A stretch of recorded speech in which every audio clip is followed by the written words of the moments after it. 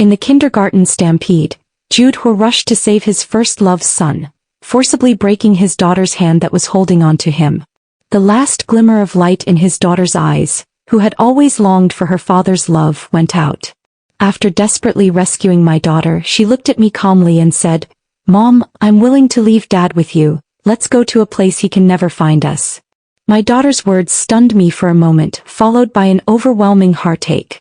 In the past, my daughter liked Jude the most, even though he wouldn't show up more than a few times a year and never had a smile for her. After learning that Jude had never forgotten his first love, I once subtly asked my daughter if she would be willing to leave with me.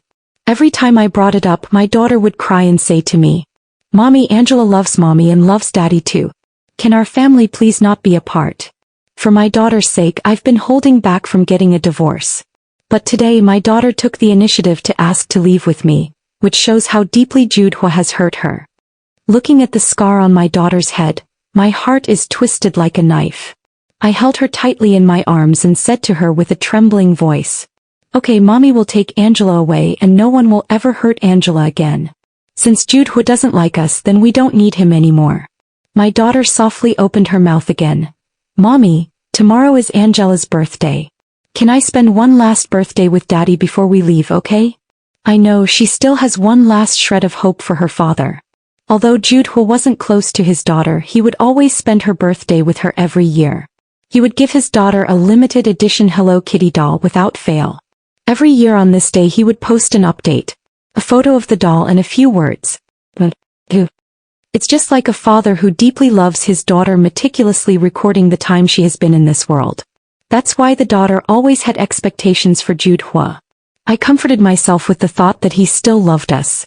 But it wasn't until 3 months ago, when Jude's first love, Su Weiwei, returned to China, that I realized what Jude was recording wasn't our daughter's birthday at all, but the time Su Weiwei left him.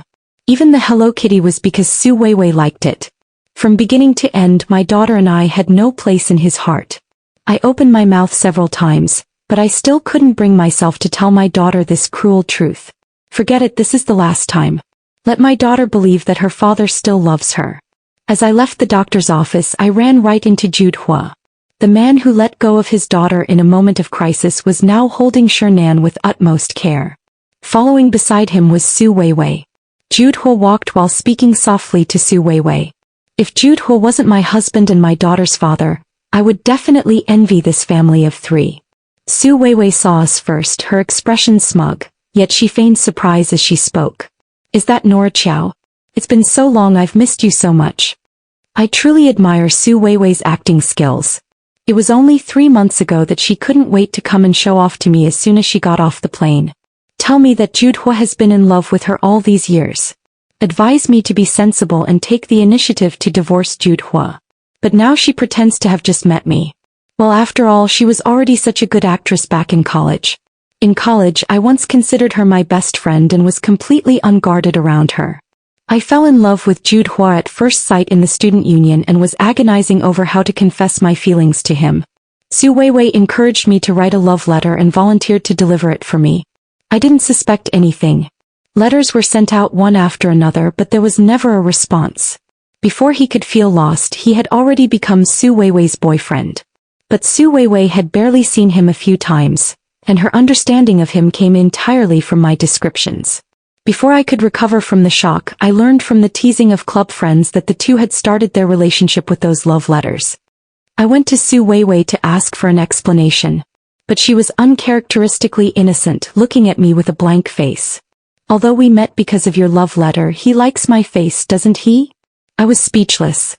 Overnight, I lost my best friend and the person I loved most. I had no choice but to go abroad to heal my broken heart. After graduating and returning to China, I heard that Jude had suffered a major crisis in his company and that Su Weiwei had abandoned him to marry someone else abroad, leaving him devastated. I couldn't bear it, so I volunteered to be Jude's assistant. In the drunken revelry of the celebration banquet, I got pregnant. Jude disappeared for a week and threw a ring at me when he returned. He said abortion is harmful, so why not get married? We got married just like that, no ceremony, no wedding photos, only a marriage certificate to prove the relationship. In the 5 years after the marriage, Jude never mentioned Su Weiwei. I thought he had long forgotten her. But it turned out that he didn't mention her not because he didn't remember, but because the imprint was too deep and mentioning her would cause pain. Now that Su Weiwei is back, he has finally gotten his wish. It's time for an irrelevant person like me to leave the stage. Jude saw the scar on his daughter's forehead and felt a rare pang of guilt, so he said to her, "Angela, Daddy didn't mean to leave you behind today." He said that, but the hand holding Shernan didn't move at all. The daughter looked at Shernan, who was being held tightly in her father's arms, and Su Weiwei, who was standing close to Jude. There was envy and grievance in her eyes, but in the end she just shook her head, holding back her tears. Angela knows that Shernan doesn't have a father, so we should care more about him. Angela understands. Jude heard that this was something he had once said to his daughter, and he was stunned for a moment. Shernan's schooling was arranged by Jude. Afraid that others would bully Shernan, Jude donated a library. He tacitly allowed everyone to misunderstand that he was Shernan's father. But when his daughter started school, he forbade Angela from revealing their relationship to others. For 2 years after his daughter started school, he never picked her up or dropped her off, nor did he ever attend her class activities. Whether intentionally or unintentionally, Shernan gathered the children in the class to isolate and bully Angela, calling her a wild child without a father. Angela cried and begged Jude, hoping her father could pick her up from school and tell everyone that she had a father, and that Shernan's father was actually her father. Jude refused. Shernan doesn't have a father, which is already pitiful. Does Angela want everyone to misunderstand that Shernan is lying? Angela, you're 5 years old now, you should be more sensible. That's what he said to his daughter back then. Now hearing the same words coming from his daughter's mouth, he felt a little jarring. He wanted to hug his daughter, but as soon as he moved, Shernan started crying in his arms. "I want Daddy to hold me." Jude immediately hugged Shernan tightly, gently coaxing her. "Nan, be good, don't be afraid, Daddy is here." His tone was gentle and patient, like a father who deeply loved his child. But in reality his own daughter had never felt his fatherly love. Now she could only stare blankly at him holding another child, the wound on her forehead throbbing. After a long while Angela lowered her head, her eyes red. Su Weiwei opened her mouth, trying to cover up her intentions. "Nora Chow, please don't misunderstand. Jude is only helping us, a widowed mother and daughter, because he pities us." I squeezed my daughter's small hand and forced a smile. "It's only right that President Hu cares for his employees." Su Weiwei's smile froze on her face. She tried to hint at her intimacy with Jude in every possible way, but I just wouldn't let her get what she wanted. Su Weiwei's eyes were filled with resentment. She gave Shernan a look and Shernan began to sob. "Daddy Nan feels awful." He squeezed his eyes shut, clutching his chest, looking like he was in great pain. Jude's expression changed abruptly, and without regard for anything else, he hurriedly left with Shernan in his arms, never once looking back at us. Seeing that Jude was about to disappear, his daughter suddenly called out to him loudly. "Dad." Jude stopped and looked at his daughter. Tears welled up in his daughter's clear, bright eyes, and she began to speak, choking with emotion. "Dad, tomorrow is Angela's birthday, you will be with Angela, right?" My daughter cried until her nose was red, and Jude felt distressed, so he made a promise to his daughter. "Of course. Angela, be good, go home with Mommy first and Daddy will come home to be with you tonight." I hugged my daughter with love, silently chanting in my heart. "Jude, you have 2 more chances to see your daughter. I hope you cherish them." Back home my daughter and I tacitly began packing our luggage. My daughter ran over with a few dolls in her arms, her little face full of anticipation. This was the only gift Jude had given his daughter in recent years.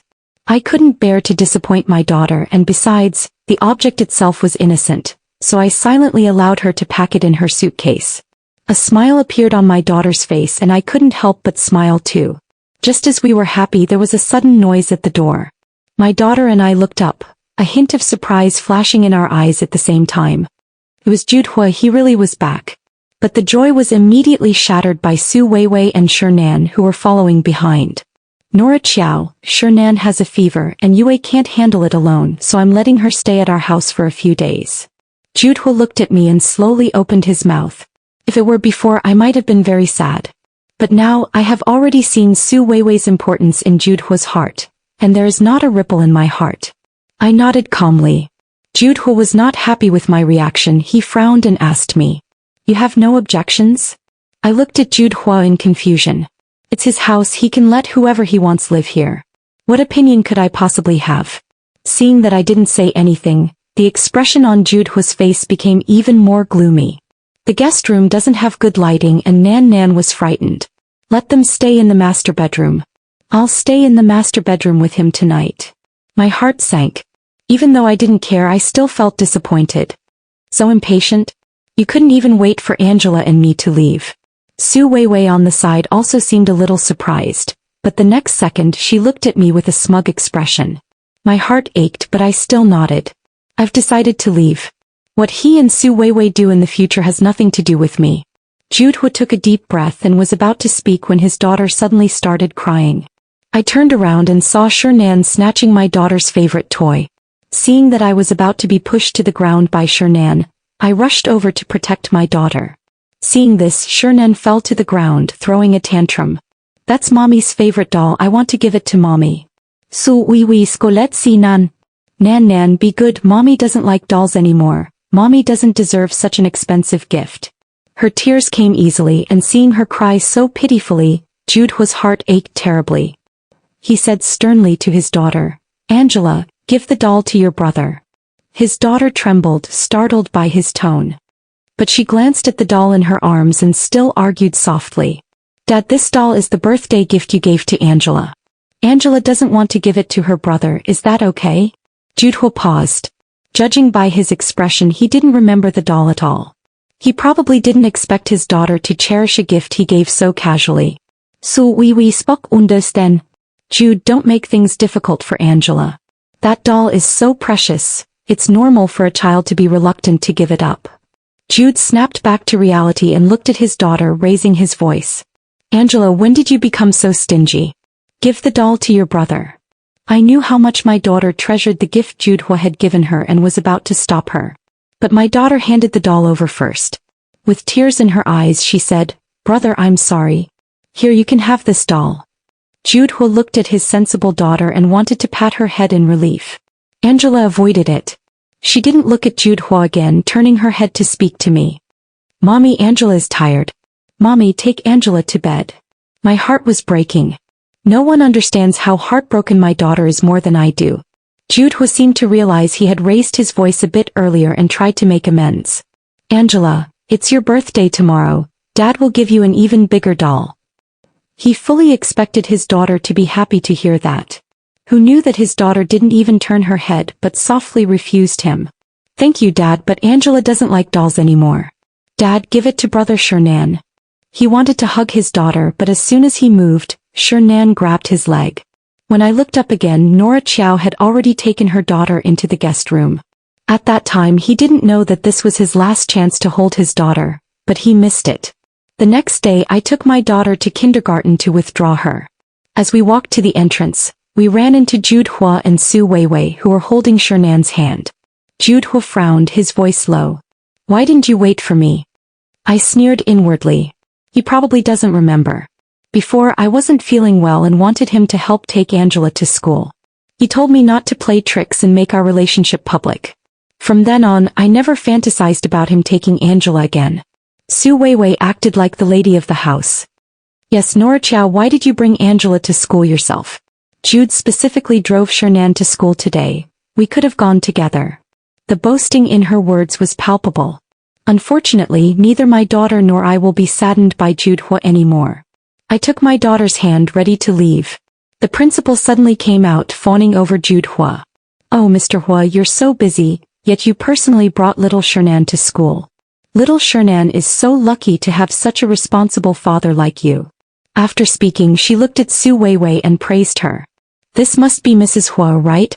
So beautiful, a perfect match for Mr. Hua." She was only focused on flattery, not noticing the varied expressions on the faces of those present. Judhwa looked at his daughter and me with some confusion, but didn't correct her. Only Shernan nodded happily in agreement.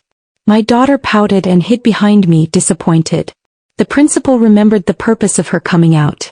She slapped her forehead and said to me, Ms. Chow, this withdrawal application needs the signature of the child's father to take effect. Principal. I wanted to stop the principal, but it was too late. Judhwa asked me, puzzled. What withdrawal application? The headmaster was about to speak again, but I quickly stopped him. It's nothing. Angela is injured and needs to withdraw from this performance. Judhwa had no suspicions and reached out to take the document. Where do I sign? The headmaster quickly waved his hand. President Hua, you're mistaken. Only the child's father can sign. I am Angela's father. Do you have a problem with that? The principal was stunned by this bombshell. I don't know what's gotten into Judhwa, suddenly acknowledging our relationship. Is this supposed to be charity? But my daughter and I don't need it anymore. I snatched the document from Judhwa's hand and said to the headmaster. I'm sorry, Mr. Hua was just joking. He is Shernan's father, my child, who doesn't have a father. Jude was furious, but he couldn't refute it. He had no choice but to take his daughter's hand and say to her, Angela, don't worry, Dad will sign for you. But his daughter shook her head. Uncle Hua, you're not Angela's dad. Angela doesn't have a dad. Those words stunned Judhwa. My daughter pried Judhwa's hand open and pulled me away. But Judhwa's voice came from behind us. Nora Chow, is this how you teach Angela? Since I'm not Angela's father, I presume I don't need to show up for her birthday tonight, right? I didn't expect Judhwa to use this to threaten me. Anger flared up, and just as I was about to argue with him, my daughter stopped me. Uncle Hua, if you're busy, just go ahead and be busy. I looked down in shock and saw my daughter's eyes were red, but she bit her lip and didn't say a word. My tears fell instantly and I bent down to hug my daughter and strode away. Judhwa, I will never give you another chance to hurt Angela. In the evening, I cooked a big meal as usual and ordered a big cake for my daughter. My daughter and I sat quietly at the table waiting for Judhwa. But in reality, neither of us held any hope. We were waiting only to completely give up. Time passed by and soon the hands of the clock pointed to 11:50. The phone received a message from Su Weiwei. Don't wait, Jude is already asleep. The picture was a photo of Jude holding Shernan and Su Weiwei, all sound asleep. Looked so warm and cozy, just like a real family of three. I put down my phone, lit the candle and said to my daughter, Angela, make a wish. There wasn't much disappointment or sadness on my daughter's face, but she said obediently to me, Mommy, Angela gives this wish to you. Looking at my daughter's adorable face, my heart melted. In the end, I didn't make a wish. The person I love most is already by my side. I don't need any wishes. Before deleting Judhwa's contact information, I asked my daughter if she wanted to say goodbye to her father one last time. My daughter thought for a moment, then shook her head. I glanced at my daughter with relief, tossed the phone card into the trash without a second thought, and left the home where we had lived for 7 years with my daughter. Judhwa, from now on we will never meet again. At Su Weiwei's home. When the clock struck 12, Judhwa suddenly woke up with a start. The first thing he did was check his watch, only to realize his daughter's birthday had already passed. He felt a pang of remorse. He hadn't intended to break his promise. He even made a point of leaving work early today and had her birthday present all ready. But on the way home he was still a little angry when he remembered how Nora Chow and his daughter had refused to acknowledge their relationship with him at the kindergarten this morning. Especially Nora Chow, she clearly knew he was angry, and today she didn't even send him a message to comfort him. In 5 years of marriage this had never happened before. He decided to let her see her place, so he deliberately didn't go back. Just then, Su Weiwei came over and asked if he wanted to cook a meal to thank him for his help these past 2 days. He agreed. He thought as long as he went back by 12 o'clock, it wouldn't count as breaking his promise. Let the mother and daughter worry for a bit. It wouldn't be long before Nora Chow called him, apologized to him and asked him to go back. It was always like this before. Because she loved him. He thought with some satisfaction. But he miscalculated. He finished all the fruit after the meal, but he still didn't receive a call from Nora Zhou. He felt irritable. Just then Su Weiwei brought over a bottle of red wine and he drank a few glasses. He didn't expect to fall asleep. What he didn't expect even more was that Nora Chow hadn't contacted him from beginning to end. It was as if she had disappeared. This was too abnormal. His first reaction was to quickly call Nora Chow. But the person on the other end of the phone indicated that Nora Chow's phone was off. He didn't give up and called again. It was still off. He felt frustrated and turned to send a text message to Nora Chow. Did my phone turn off? He sent it over but saw a red exclamation mark. Nora blocked him. He shot up from his seat, his face darkening. The unease in his heart grew like wild grass. But only for a moment, and then he convinced himself otherwise. It's okay, his daughter has always been very understanding and likes him very much. As long as he goes back to comfort her, his daughter will forgive him. Here is the translation. Chinyan was also like that. Over these years he had proven countless times that no matter what happened, Nora would never leave him. Although he thought this in his heart, the action of getting up and leaving still seemed somewhat hurried. He opened the door but was blocked by Su Weiwei, who came in. The fabric on Su Weiwei's body is so minimal it can almost be ignored. Her gaze toward Jude is enchanting and full of longing. She bites her lip coquettishly and extends an invitation. Jude, can you not go back tonight? Jude Ho observed coldly, confirming that his heart remained completely unmoved, and instead recalled Nora Chow. Nora Chow had always been shy and hesitant in matters like this. She would never be as bold as Su Weiwei. But precisely what Jude Ho loved most was watching her flustered yet helpless expression. His eyes were deep and dark, and anyone with a keen eye could tell he was angry. But Su Weiwei didn't notice, thinking he had fallen for the trap, and moved even closer to Jude Ho. The cloying scent of perfume hit her nose, making Jude Ho unable to help but frown. He looked down at Su Weiwei, who was sprawled in his arms with seductive glances in her eyes, and pulled a mocking smile at the corner of his mouth. Stay. What do you want to stay for? Su Weiwei gently punched his chest with a shy expression, breathing softly in his ear. Whatever you want. Jude reached out his hand. She closed her eyes eagerly. The next second she was roughly pushed to the ground by him. Su Weiwei let out a scream. She heard Jude's mocking voice. Your perfume scent is too strong, it makes me feel nauseous. One sentence made Su Weiwei's face turn ashen. The fragrance on her body was overly sweet and cloying. Jude impatiently took off his suit jacket. He couldn't help but think of Nora Chow again. Nora Chow never used perfume, but she always had a faint, barely perceptible fragrance. It seemed like the scent of lily of the valley. This is Nora Chow's favorite flower. So the laundry detergent at home is all lily of the valley scent. His clothes used to have the same fragrance too. He really liked it. But to make Nora Chow feel bad, he stubbornly said that he hated the scent the most. He still remembered the look of disappointment on Nora Chow's face when he said that. After that, his clothes never smelled of lily of the valley again. He suddenly felt a pang of pain in his heart, feeling that he had indeed been a bit too much towards Chow Yen over the years. He remembered that he had never actually given her flowers before. Why not bring her a bouquet on the way tonight? Nora would definitely be delighted. She was so easy to please. But when he opened the door holding the lilies of the valley that he had specifically ordered a driver to buy and the gift he had prepared for his daughter a few days earlier, what greeted him was a room in complete darkness. Turning on the light, his eyes fell on a large spread of food prepared by Nora on the dining table. Most of it was his favorite, but unfortunately it had already gone cold. The ice cream cake in the center had already melted, with cream flowing everywhere.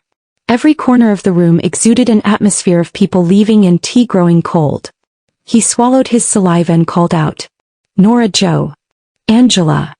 No one responded. He went to the bedroom but no one was there. The closet door was open. He went over and looked inside. None of Nora's clothes were left. The daughter's closet was also completely empty. Lily of the valley flowers had fallen, with petals scattered sparsely across the floor. He couldn't care about anything else anymore, desperately dialing Nora's phone over and over again. The other end always had that cold female voice. Sorry, the phone number you dialed is out of service. Ah. He punched the cabinet door with his fist, blood flowing down from his knuckles. It hurt terribly, but it couldn't compare to the fear in his heart. After 5 years of marriage, this had never happened before. Nora would never let herself get lost. He sat down and rarely began to reflect on himself. Did he really go too far these past few days? Nora Chow's and her daughter's abnormal behavior seemed to have started from the accident at the kindergarten. But he only let go of his daughter when he saw her. He admitted that he had indeed been closer to Su Weiwei these past few days. But he had really only wanted to anger her. He had never even considered what to do with Su Weiwei. He's done even worse things before. He even deliberately rubbed lipstick on his collar for her to see. Nora didn't even get angry. But now she's disappeared with her daughter. Without any warning. He drifted like a ghost to the dining table, eating his cold food bite by bite. Eating while muttering to himself, "Angela, happy birthday." Unfortunately, no one responded to him anymore. At 7 a.m. the door suddenly opened. Jude was sat by the dining table all night, his eyes suddenly lighting up as he sprang to his feet in surprise. Nora Chow. But the one who entered was an unfamiliar middle-aged woman. Jude's smile froze on his face as he cautiously asked who she was. "Mr. Ho, right? I'm the nanny Ms. Chi arranged to come help you with household matters. She said she's going on a long trip and asked me to help you with your daily affairs." Jude asked anxiously. "Did she tell you where she's going?" The nanny smiled. "I couldn't possibly know about that. By the way, sir, Miss Chow gave me this ring yesterday and asked me to look after it and handle it properly. It looks quite valuable, so I didn't dare to take it." Jude's heart skipped a beat when he saw the ring. This was the wedding ring he had given to Nora Chow. Nora Chow had treated this ring as a treasure and never dared to take it off. But now she had dropped this ring. Jude was horrified to the extreme. He suddenly realized that he had also been abandoned by Nora's trick. The moment this thought surfaced, it caused him such pain that he almost couldn't straighten up. Suddenly he remembered what the principal had said yesterday, like grasping a lifeline, and picked up his phone to call the principal. The call connected and he went straight to the point. "What is the reason for Angela's withdrawal from school?" His tone was severe and the principal didn't dare to delay. "Miss Chow said that the child's father is in Huagua, and she wants to bring the child there to reunite." Jude was speechless. If he had picked Tang Tang up even once over these years, this lie would have fallen apart on its own. He regretted it, but that wasn't the point now. After hanging up the phone, he immediately booked the fastest flight to Huagua. He's going to go fetch Nora Chow and her daughter back. At this moment in Huagua, my daughter and I are immersed in the joy of new life. Over the years, although Jude didn't give me or my daughter love, he never stinted on money. I invested most of it in financial management, relying on my decent investment sense. In these few years, it has multiplied several times over. It's more than enough for my daughter and me to live a high-level life for our entire lifetime. Having beauty, money and free time with a grateful and obedient child who knows how to repay kindness, but no husband. No longer need to stay at home waiting for someone who doesn't come home much. No longer need to painstakingly prepare meals every day. No longer need to carefully guess another person's thoughts and intentions. No need to endure his silent treatment, or care about who he loves. In her own home she can do whatever she wants. Is there a happier life than this? Our daughter loves our new house very much. Mommy, this is a princess's house. She excitedly pulled me to jump on the princess bed that I had specially prepared for her. Previously at home such behavior was strictly forbidden. He didn't come home often, but each time he returned he was eager to impose his rules on us. What's the saying? Don't talk while eating, don't speak while sleeping, and at home you can't make a lot of noise. You have to walk on tiptoe. If he's slightly unhappy he will look at you with that expression of complete disappointment. This makes you feel utterly ashamed, forcing you to apologize and ultimately do what he wants. Nowadays we no longer have to follow these damn rules in our own homes. Do whatever you want. After dancing for a while my daughter ran over to me and said, "Mom, how about eating fried chicken for lunch today?" Her clear big eyes looked at me. I smiled and tickled her small nose. "Of course." My daughter cheered, yeah, happily. Then she asked me very carefully, "Mom, can we live like this happily every day from now on?" My eyes became stinging with tears. I regretted marrying late. My daughter Mingming has grown up brightly and beautifully in the nourishment of love. But because of a man who doesn't love us, my daughter has experienced the pain of gain and loss at such a young age, becoming sensitive and cautious. I held my daughter tightly and solemnly made her this promise. "Of course, Mom promises you that you can live this happily for the rest of your life." My daughter nodded in my arms. The doorbell suddenly rang and I thought the delivery was here. I opened the door happily. How could it be so fast? When I saw who was standing at the door my smile froze on my face. Jude stood in the doorway with a haggard expression, looking dusty and travel-worn as if he hadn't slept all night. He was still holding a huge Hello Kitty doll and a cake. The daughter, seeing that I didn't go into the house, walked to the door curiously and was also startled to see Jude. Jude, however, smiled at us as if nothing had happened. "Angela, Daddy came to celebrate your birthday with you." Angela looked at him, then at me, and glanced at Jude before saying, "Dad, Tingting's birthday has already passed and Tingting doesn't like Hello Kitty." Jude's expression stiffened, and he obediently threw the plush toy aside. "Then does Tingting like the cake? Later Tingting will tell Dad what you like. Dad will definitely fulfill your wishes." I protected my daughter behind my back and interrupted Jude's impromptu performance. "Jude, stop pretending. Save your fatherly image for Shernan to see." Hearing my words, Jude's eyes lit up and he spoke with certainty. "I knew you were jealous. Stop this nonsense, Nora Chow. Come back with me peacefully. I can promise you that I'll never see Su Weiwei again." On the way here he had already decided that he would live a good life with Nora Chow from now on. Su Weiwei naturally had no more use value. I looked at Jude's face full of, I knew it all along, confident expression and couldn't help but raise my palm. Why hadn't I noticed he was so greasy before? I didn't bother arguing with him and directly made it clear. "Jude Ho, I've already signed the divorce agreement. The lawyer will contact you in a few days. I don't want any shares in your company. I just want the property and house under my name and custody of our daughter. As long as you sign, my daughter and I will never appear in your life again." I said this professionally to Jude Ho. The smile vanished instantly from Jude's face. He stared intently at me, searching my expression for any hint of jest. Unfortunately for him, he was disappointed. I was serious. Seeing the look in my eyes, Jude suddenly felt a twinge of fear. Because there was no love left in my eyes. He pursed his lips and forced a smile toward me. "Nora Chow, I disagree with the divorce. I haven't done anything wrong to you. I won't get a divorce." I looked at Jude in disbelief, wanting to see just how thick his skin was to be able to say such words. I raised my voice and confronted him. "Jude Ho, have you never done anything to wrong me?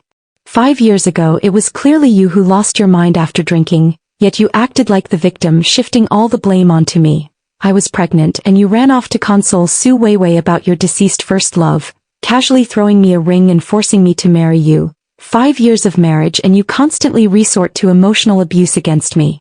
When our daughter was born you didn't even look at her once. Throughout her growing up, have you held her more than 10 times? Have you counted yourself?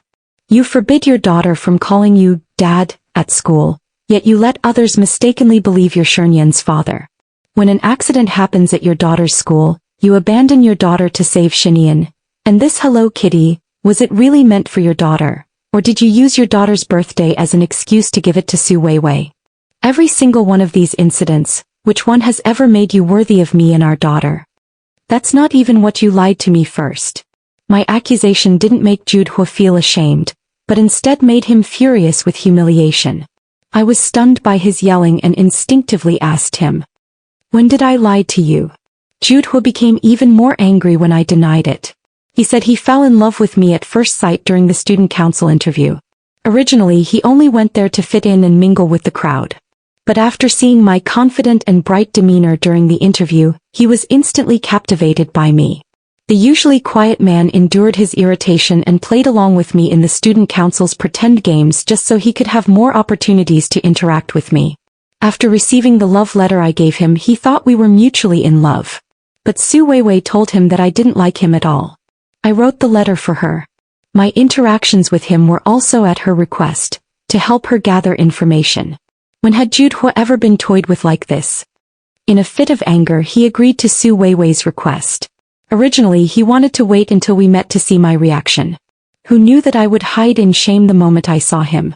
Later I quietly left the country without a word, further confirming that I was toying with him. And so he and Su Weiwei were in a muddle-headed relationship for 2 years. With little genuine affection. So after graduation, when his company ran into trouble, Su Weiwei dumped him without hesitation. He wasn't sad, it's just that I happened to show up at this moment. And even put on an act of being deeply in love with him. He was sure I was acting again, so he just watched quietly to see how long I could keep it up this time. He watched me get stressed out for his company, drinking glass after glass at the negotiation table. Watching me running around for him, yet still smiling at him like a little son. The brighter I smiled, the stronger Jude felt his hatred for me. because he realized he could still be easily influenced by me. Drunken sex was just an excuse. He just wanted to keep me by his side. Afterward, he feigned remorse and reluctance. I was indeed fooled and hastily explained that it was okay. Jude Hawk gritted his teeth. Fortunately, with heaven's help, I unexpectedly became pregnant. He deliberately disappeared for a week, then reappeared, casually mentioning marriage as if nothing had happened, intentionally skipping the ceremony. Unexpectedly, I accepted it all. After the marriage, he deliberately treated me coldly, even feigning indifference when our daughter was born.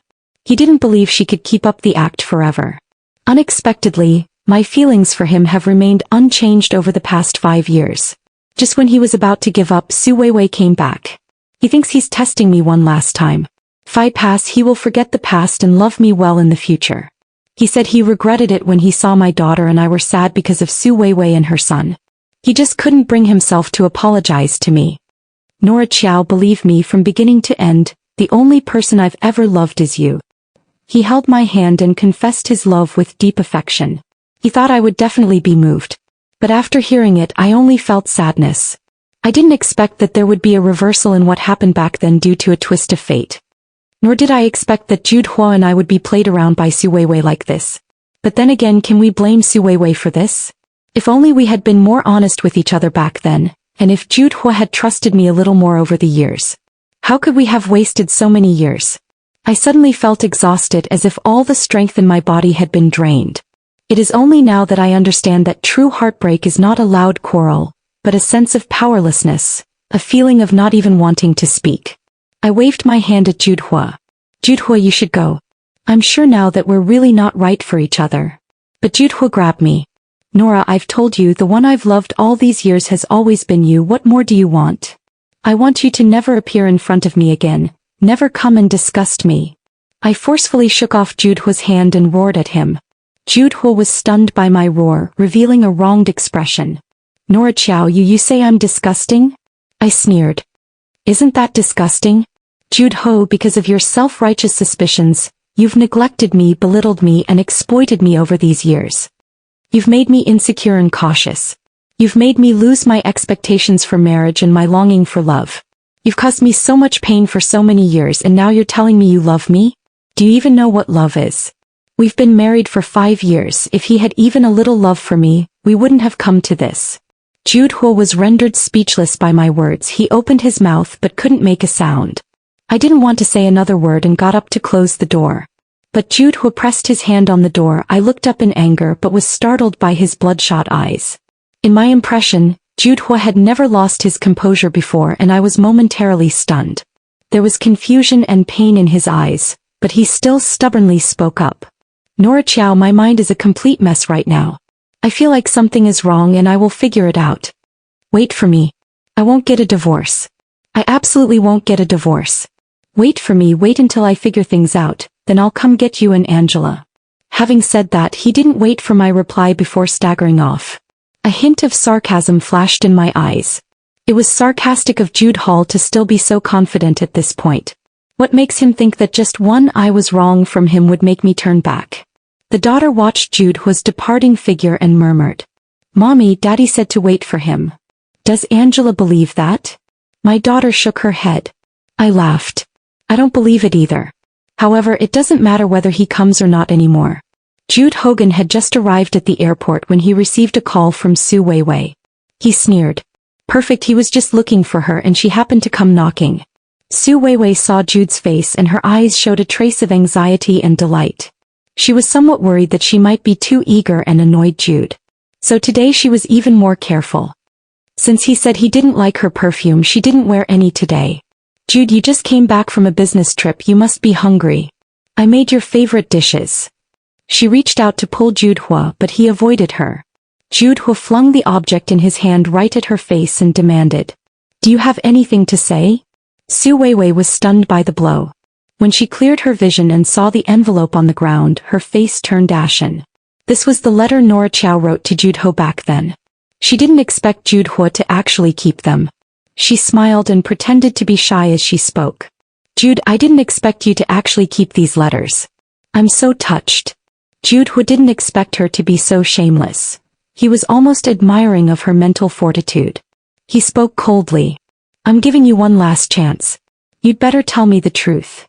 Su Weiwei knew she couldn't hide from him anymore, so she just gave up and admitted everything. Yes, I lied to you back then, and I lied to Nora Chow too. But wasn't it her who constantly praised you to me, making me fall for you? And besides, even though the letter was written by her, didn't you like my face, not hers? After I came back you treated me so well, wasn't it because you loved me? Su Weiwei's words made Jude feel like his heart was being twisted. For so many years he had actually misunderstood her all along. No wonder she was so disappointed. For so many years they should have been in love with each other. It's all because of this woman. If it weren't for her, they wouldn't have lived so awkwardly for so many years, loving each other without realizing it. Jude Hua glared fiercely at Su Weiwei. You think you're worthy? If it weren't for Nora Chow, do you think I would even glance at you? I'm nice to you just to make Nora Chow jealous. Otherwise, do you think I would really forgive someone who abandoned me? Especially a second-hand good. Jude Hua's words were merciless, and Su Weiwei's face turned red instantly. She looked at Jude Hua in disbelief. Jude Hua grabbed her by the neck. You better not say another word, because you have no idea how much I want to strangle you right now. The ferocity in his voice made Su Wei obediently shut her mouth. Shernan, who was inside, heard the commotion and ran out, crying as she grabbed Jude Hua's leg when she saw the scene. Daddy Hua, don't hurt mommy. Jude Hua hated them both at this moment, but he wouldn't do anything illegal. Someone will take care of this liar full of lies. Jude Hua clapped his hands and a limping man walked in from outside. Su Weiwei screamed when she saw the man. Bitch, I finally found you. Dad, don't hurt mom. Jude Hua stepped out of the room and kindly closed the door before leaving, isolating the noise inside. Long before Su Weiwei returned to China, he had people investigate her. He knew she came back because she cheated on her husband, and colluded with her lover to steal her husband's property. Later she was abandoned by her lover, losing both money and love, and returned to China in disgrace. Her husband has been looking for her. Jude Hua only lent a hand. After dealing with Su Weiwei's matter, Jude Hua rushed to China without stopping. He wanted to tell Nora Chow that he knew he was wrong. He would spend the rest of his life making it up to her and their daughter. Just as I was heading to the airport, I suddenly received a call from my assistant. A critical company project had a glitch and Jude had to step in to handle it. He had no choice but to turn back to the company. By the time it was resolved, it was already the evening of the next day. He had been awake for almost 2 days and 2 nights and still needed his assistant to book a ticket for him. The assistant advised him to rest for a night and go the next day. But he couldn't wait. The assistant couldn't persuade him, so he had to arrange it for him.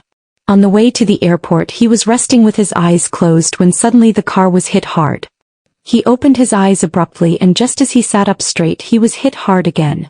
Jude Hua suddenly realized that someone was doing this on purpose. Before he could be surprised, the car crashed into the guardrail and he passed out on the spot. Before fainting, his last thought was that he was going to let Nora Chow and his daughter down again. After Jude Hua came, I was considering whether to move. Before I could figure it out, I received a call from Jude Hua's lawyer. After hearing the lawyer's words clearly, I froze in place. The lawyer called to inform me of Jude Hua's death and the inheritance matters. It turned out that Su Weiwei, in order to save her own life that day, had seduced her hapless husband into kidnapping Jude Hua and extorting a large sum of money. Her husband had been swindled out of his entire fortune by her and was heavily in debt. He was already a fugitive. Su Wei's words immediately stirred his heart. They asked Jude Hu for 100 million. Jude Hu agreed. But they didn't expect Jude Hu's phone to have an automatic alarm system. The police arrived quickly. Su Weiwei's husband, having reached a dead end, killed Su Weiwei and Jude Hua, then committed suicide. Because Jude Hua and I were not yet divorced, I was naturally the first in line to inherit the estate. In an instant I became a billionaire and the president of a listed company. Sitting in Jude Hua's office, I still felt a sense of bewilderment. Life's circumstances are truly unpredictable. End of text.